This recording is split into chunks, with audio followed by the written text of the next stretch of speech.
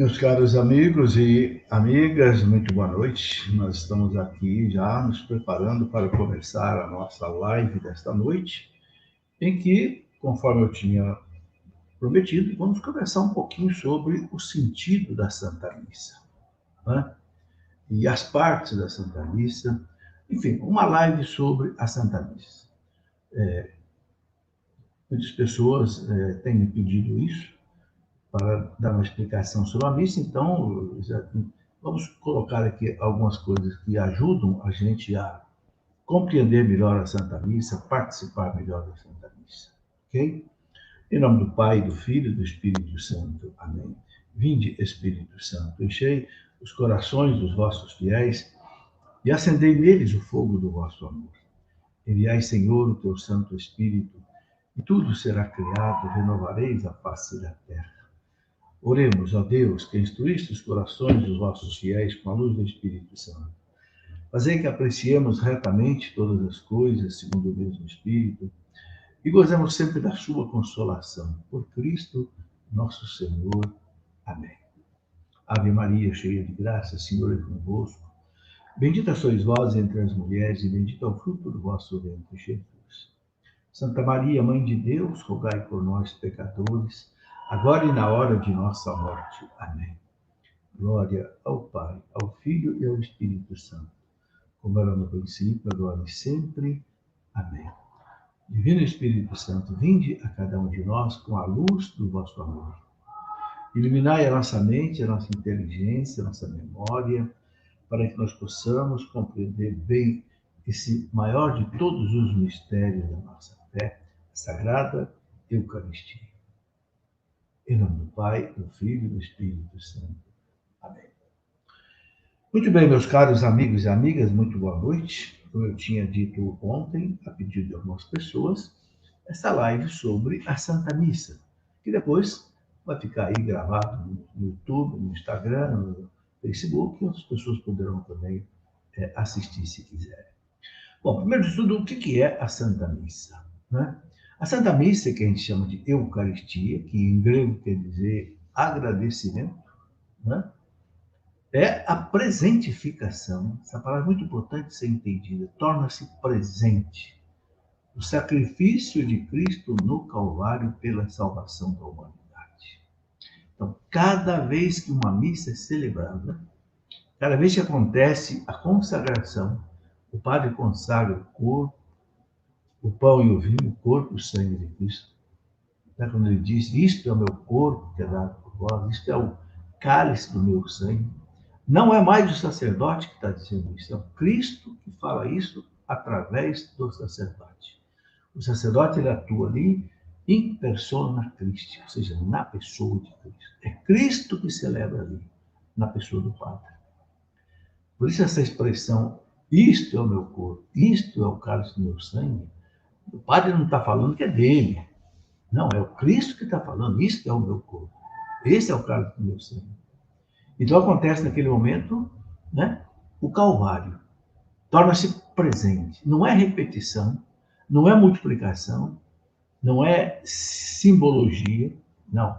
Torna-se presente o Calvário que aconteceu há 2000 anos atrás. Né?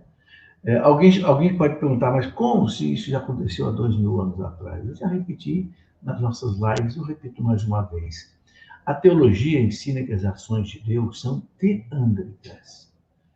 A união de duas palavras, theos e anthropos. Theos que quer dizer Deus, anthropos quer dizer homem. Então, as ações de Deus, as ações de Cristo, elas são as ações teândricas, ou seja, de Deus e de homem. Então, são ações que o tempo não apaga, não vira passado. As ações de Deus são presentes. Entende? Por quê? Porque foi Deus quem criou o tempo. É o tempo ao qual nós estamos submetidos que faz com que as nossas ações se tornem passado. Ou que não aconteceram ainda são futuro. Mas para Deus não. Para Deus não tem passado nem futuro. Para Deus só existe o presente. Tudo que já aconteceu, tudo que vai acontecer na nossa história, para Deus é presente. Um teólogo chamado Karl Rahner dizia assim, Deus é um instante que não passa. Um instante que não passa, não tem tempo em Deus, é eternidade. Um exemplo para você compreender isso, né? Quando o Papa Pio IX, em 1854, proclamou o dogma da Imaculada Conceição de Nossa Senhora, a bula pontifícia Inefáveis Deus, ele disse: pelos méritos da morte do seu filho na cruz, a Virgem Mãe foi preservada de toda a mancha do pecado original, na sua concepção, no seio da sua mãe. Ora, se a Virgem Maria estava sendo concebida, o Cristo não tinha nem nascido ainda, muito menos tinha morrido. Como é que então os méritos da morte de Cristo preservou Nossa Senhora de ser contaminada pelo pecado original? O que para Deus é presente. O que para nós ainda ia acontecer na história, o nascimento e a morte de Cristo, para Deus já era presente. Aquilo que eu falei para Deus não tem passado no futuro. Então, pelos méritos da morte do seu filho na cruz, que iria acontecer, que Deus já sabia, na sua onisciência, ele salvou Nossa Senhora do pecado original. Ele impediu, pelos méritos de Cristo, que Nossa Senhora fosse tocada pelo pecado original. Entende? Então, a missa torna-se presente o Calvário. Isso é que é importante entender. Com todas as suas graças, a igreja torna-se presente a nossa redenção. Se as pessoas entendessem isso até o fundo, elas iriam à missa todo dia. Saber que você pode ir ao Calvário, o mesmo e único, não é repetição, e que é uma bênção sobre bênçãos, a missa. Né?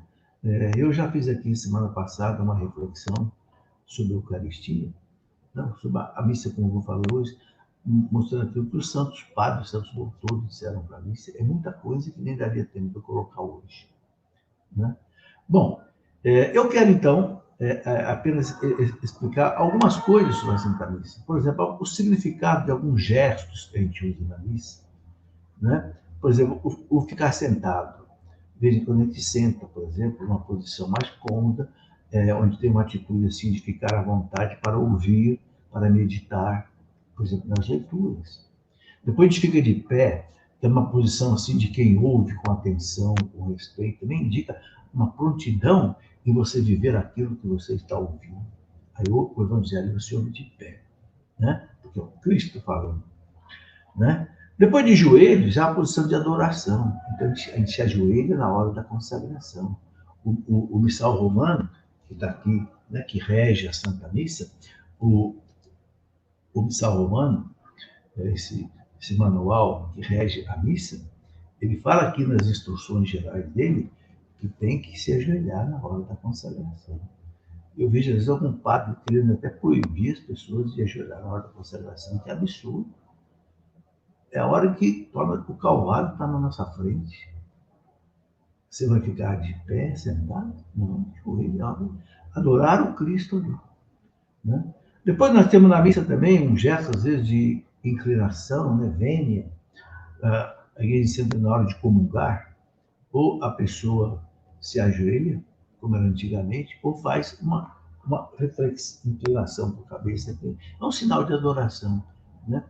Depois também, quando a gente reza com as mãos levantadas, o que significa rezar com as mãos levantadas? É uma atitude assim de oração, de quem está orando. Significa assim súplica e entrega a Deus. Quando o padre reza com as mãos, né, celebração da missa, com as mãos levantadas, o padre nunca deve celebrar uma missa com o microfone. O microfone tem que estar no pedestal. O padre tem que ficar com as mãos livres. Para ele, é um gesto de oração, né? As mãos levantadas. Significa súplica e entrega a Deus. Depois, as mãos juntas, que também o sacerdote usa muito na missa, significa, né, recolhimento interior, a busca de Deus, a fé, a súplica também, né? A confiança e entrega da vida na mão de Deus. É um gesto assim de entrega. Né? O silêncio na missa também é um momento muito importante, que é preciso. Né? Eu acho que as nossas missas têm pouco tempo de silêncio, sobretudo depois da Eucaristia, a ação de graças, é importantíssima a ação de graças. Né? Bom, a missa tem o canto litúrgico. O canto litúrgico na missa é muito importante. Né? Ele está a serviço do louvor de Deus e da nossa santificação.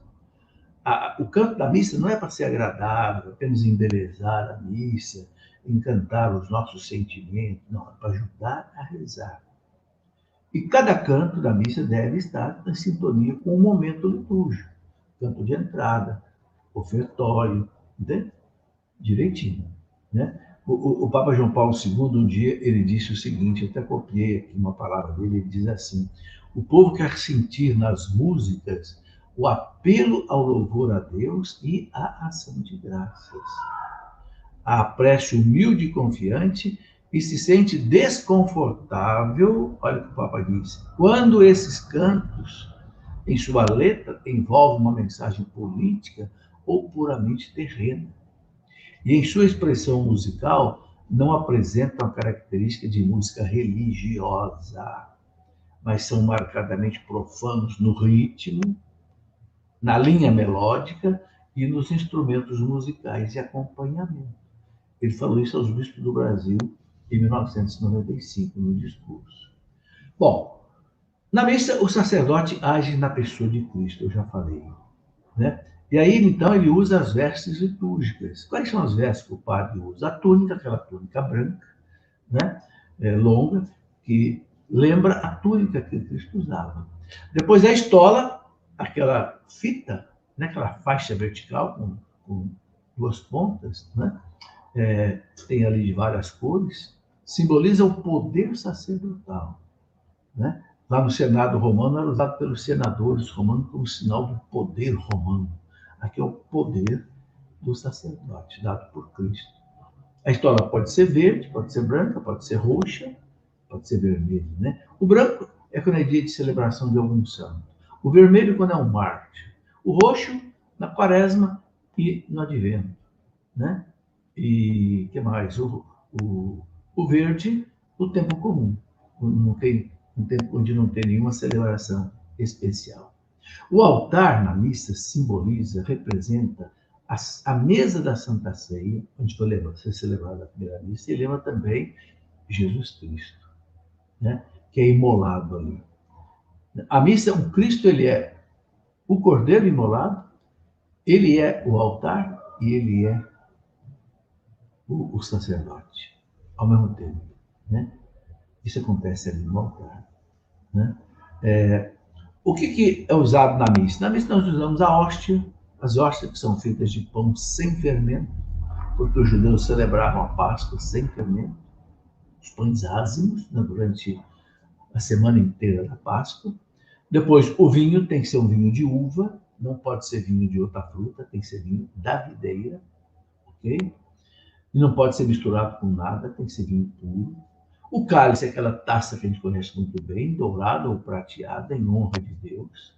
A âmbula, aquele recipiente com tampa onde são colocadas as hóstias, guardadas no sacrário, as hóstias que sobram, né? O padre usa água no altar, uma gotinha de água no vinho, porque essa gotinha de água no vinho, né, simboliza a humanidade de Cristo unida à sua divindade. E simboliza também a nossa participação na Santa Missa.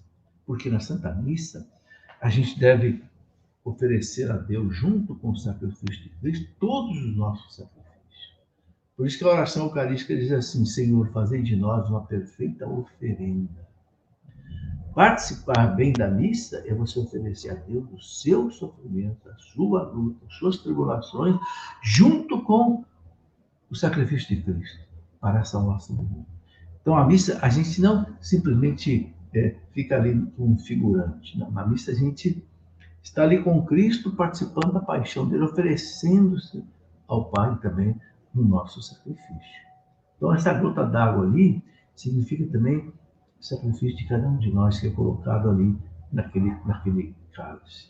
Bom, depois no altar ali tem outras coisas usadas, né? A pala, por exemplo, é aquela peça quadrada que o padre cobre o cálice para não cair, de repente, alguma coisa dentro do cálice, mosquito, etc. O corporal, né? Que é aquela toalha quadrada que o padre coloca ali, em cima do altar onde ele vai celebrar. O corporal lembra o corpo de Cristo. que se fala corporal, ali é colocado o corpo de Cristo, a hóstia. As hóstias que vão ser consagradas ficam em cima do corporal, o cálice, né? Depois, as galetas são aqueles dois recipientes onde tem o vinho e tem a água que o padre vai usar, são chamadas de galetas, né? Manustérgio, que vem da palavra latim manus, mão, né? O manustérgio é para enxugar as mãos do celebrante, que ele faz a sua purificação antes de celebrar, né? É um sinal de purificação interior, ele lava as mãos e enxuga com o manustérgio. Bom, depois nós temos o missal romano, que eu já mostrei, e o missal, ele explica tudo sobre a missa. E aqui valeria a pena, quem puder pegar o missal, né? Ele tem aqui, por exemplo, muitas coisas, né? Não dá nem para eu explicar aqui de uma vez só. Ele tem as 10 orações eucarísticas que podem ser usadas. Tem as missas de cada tipo de santo. A missa, por exemplo, todo ano litúrgico tem um santo a cada dia. Então, cada santo tem leituras especiais daquele santo, né? Depois tem missas especiais, missa do Natal, missa do Advento, as missas da Quaresma. Então, o missal romano, ele desdobra tudo isso, né? É uma riqueza, vale a pena a gente estudar. E ele tem no começo chamadas instruções gerais do missal romano, que ele explica como é que a missa tem que ser celebrada direitinho, o que pode ser feito, o que não pode ser feito, né? Bom, outra coisa, no altar tem que sempre ser colocado um crucifixo voltado para o sacerdote, né? Sobre o altar. Esse crucifixo ali, ele simboliza exatamente o Cristo Redentor, que é imolado na cruz. Depois, normalmente, se coloca 2 velas acesas no altar. No altar não se coloca flores, no altar não. Pode se colocar do lado, mas no altar não, né? Porque o altar é o lugar do sacrifício, né? Então, as velas sobre o altar, a gente sabe que a chama da vela, né? A chama da vela ali simboliza exatamente a fé que nós recebemos de Jesus.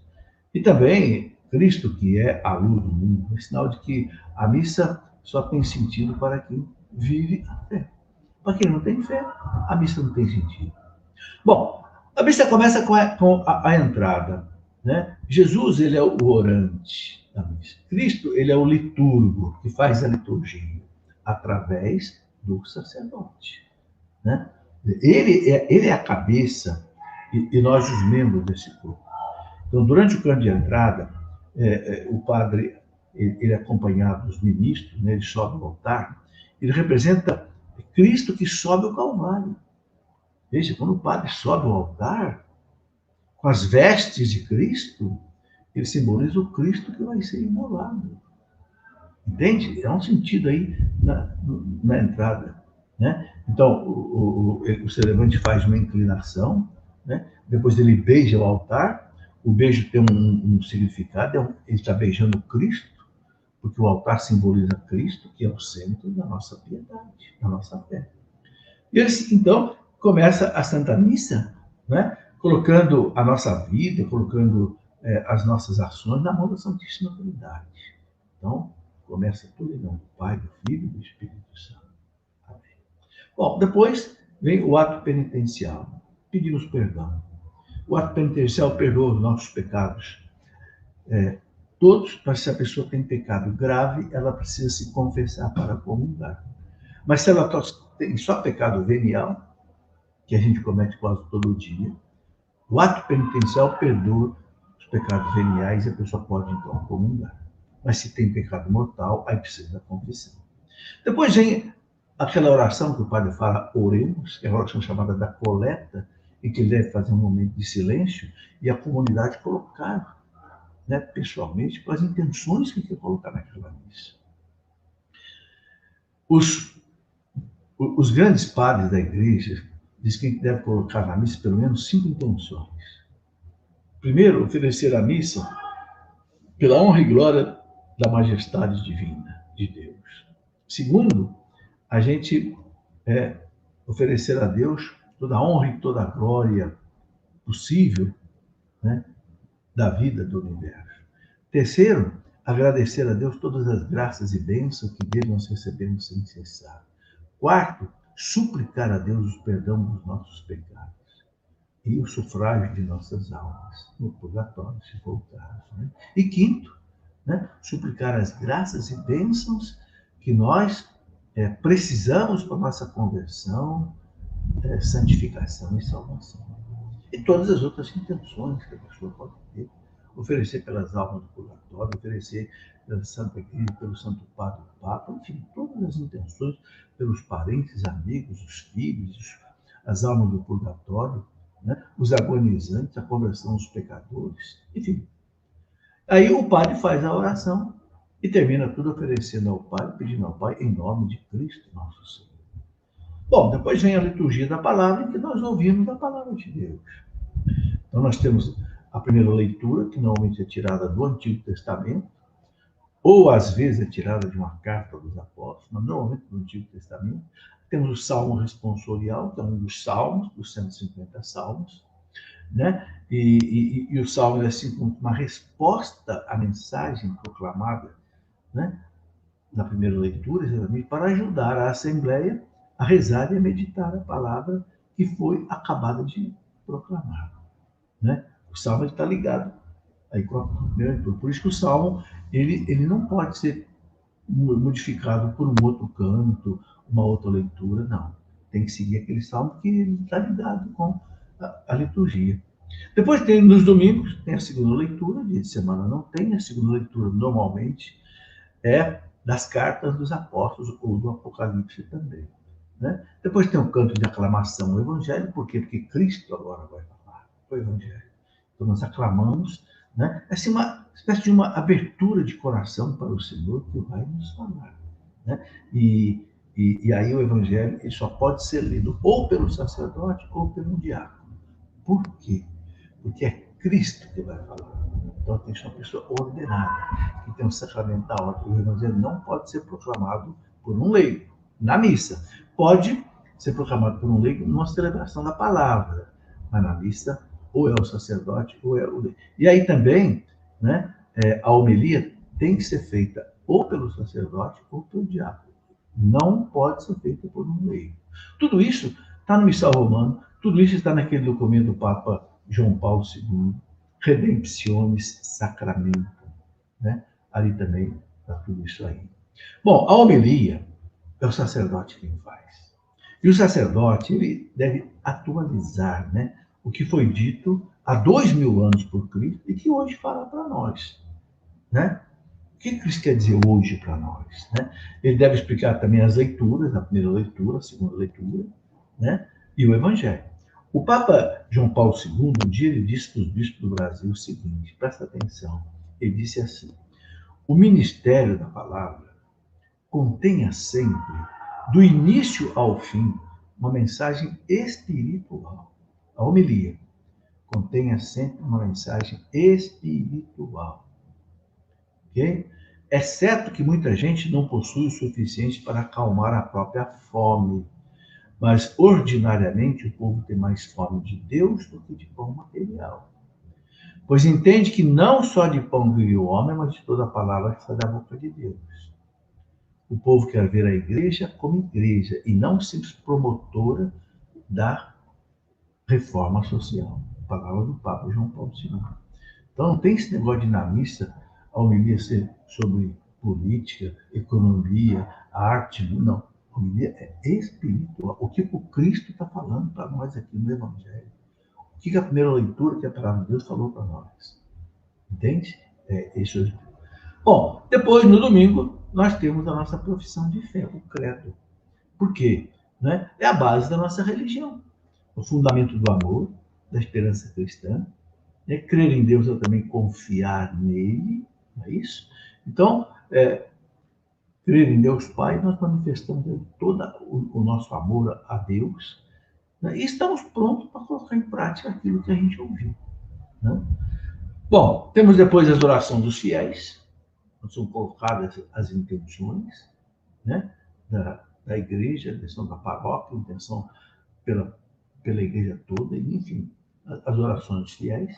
E aí começa a segunda parte da missa, que é a liturgia eucarística. A primeira parte até aqui é a liturgia da palavra. Ouvimos o Senhor, Agora vamos celebrar a sua paixão, a sua morte, a sua ressurreição e a sua ascensão ao céu. E pedir as graças que nós precisamos. Aí é a liturgia eucarística, né? Na missa, na ceia, o Senhor, o povo de Deus, então convidado, é reunido, né? Sob a presidência aí do sacerdote, sempre, só o sacerdote pode celebrar a missa, não pode ser leigo e não pode ser mulher também, né? Porque ele representa o Cristo, e o Cristo é homem, né? E, enfim, ali nós celebramos o quê? Paixão, morte, ressurreição e ascensão do Senhor ao céu no momento da consagração, né? Então, para isso tem a procissão das oferendas, né? Se leva ao altar o pão, o vinho, outras oferendas, que muitas vezes são doações para os pobres, para a coleta para a igreja, né? E sempre houve na história da igreja. Antigamente se recebia na missa doações para as viúvas e os órfãos, que eram muitos antigamente, né? E também as doações para o sustento da igreja, né? Então, o sacerdote ele oferece o pão a Deus, fruto da terra, do trabalho do homem, que agora vai se transformar no corpo de Cristo. O vinho, né? Fruto da terra, da videira, do trabalho do homem, que agora vai se transformar no sangue de Cristo. E depois começa, então, a oração eucarística. Tem o chamado prefácio. O prefácio é um hino, né? Muitas vezes o padre canta o prefácio de abertura da oração eucarística, que então nos introduz no mistério eucarístico, né? Por isso o celebrante convida a Assembleia para corações ao alto. Nosso coração não tem Deus, né? Levantar o coração para o alto, né? E aí, no final do prefácio, né, nós temos aquela oração do Santo, Santo, Santo, que a igreja buscou lá no livro do profeta Isaías, capítulo 6, versículo 3. Aclamamos a Deus como santo. Bom, em seguida o padre reza a epiclese. A epiclese ele estende a mão sobre as ofertas, o pão e o vinho, e ele invoca o Espírito Santo para transformar o pão no corpo de Cristo e o vinho no sangue de Cristo. Porque é o Espírito Santo que faz a transubstanciação. Todos os sacramentos, quem opera neles é o Espírito Santo. Então vem a consagração, onde então o padre consagra. Cristo fala as palavras da consagração através do Padre. Tomai e comei. Este é o meu corpo que é dado por vós. Tomai e bebei. Este é o cálice do meu sangue que é derramado por vós. Então, não é mais o Padre que está falando. É o Cristo que está falando, né? E ele diz, fazei isto em memória de mim. Aqui, então, cumpre-se, né? Exatamente a vontade expressa de Cristo que mandou, né? O sacerdote celebrar a Santa Ceia, né? E depois, quando termina, o sacerdote fala, eis o mistério da fé. Este é o mistério da fé. É o que nós cremos, é a nossa salvação. O Cristo Senhor, que veio ao nosso mundo, morreu numa cruz, padeceu, ofereceu ao Pai o preço do resgate da nossa salvação, para que nós saíssemos das trevas do demônio e viesse para os braços de Deus, né? Bom, e depois temos uma série de orações que o padre faz, oração pela igreja, oração pelo Papa, oração pelos defuntos, né? Depois, oração pelos mortos, sempre tem oração pelos mortos, né? E depois o padre tem aquela oração que, né, é chamada doxologia, o louvor, né, inteiro oferecido ao Pai, por Cristo, com Cristo, em Cristo. Ao Pai Todo-Poderoso. Na unidade do Espírito Santo, toda honra, toda glória.